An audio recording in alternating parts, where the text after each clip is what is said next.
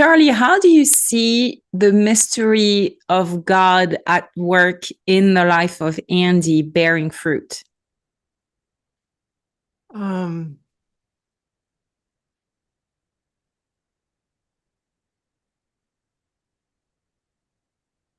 I really see, for me, Andy is always a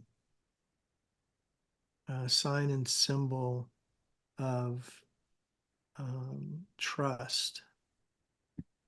And because at the heart of our striving, or at the heart of measuring ourselves or comparing ourselves to our neighbors or experiencing disappointment because we're at number 22 on the chart instead of number one or whatever it is.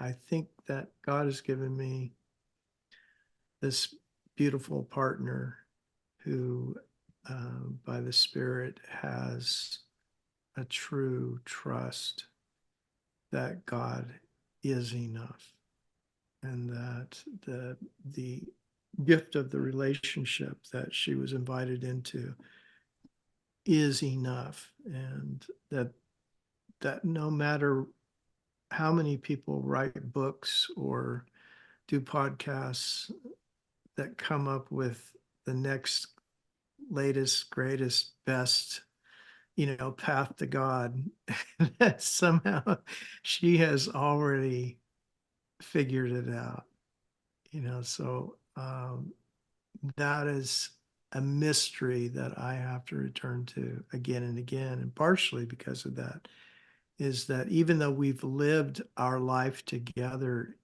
in what is functionally that, among entertainment corporations, um, I've been the point person. So I've been out there, I've been the perpetrator and the victim, you know, and I know that world inside and out. I know what it feels like to feel like, you're not good enough. Your numbers aren't good enough.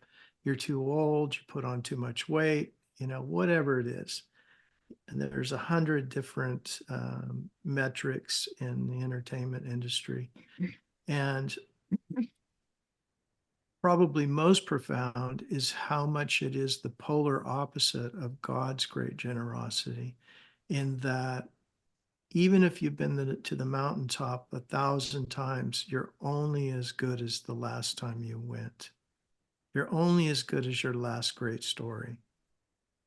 And that kind of pressure on people, I don't even know how people do it without having this counter narrative that the gospel is. I mean, if I didn't have that counter narrative and have a person in my life like Andy who keeps coming back to, the fundamentals, and because she's living it, not because she's saying, hey, you need to you need to come back to the fundamentals. It's just like I just have to look at her and listen to her.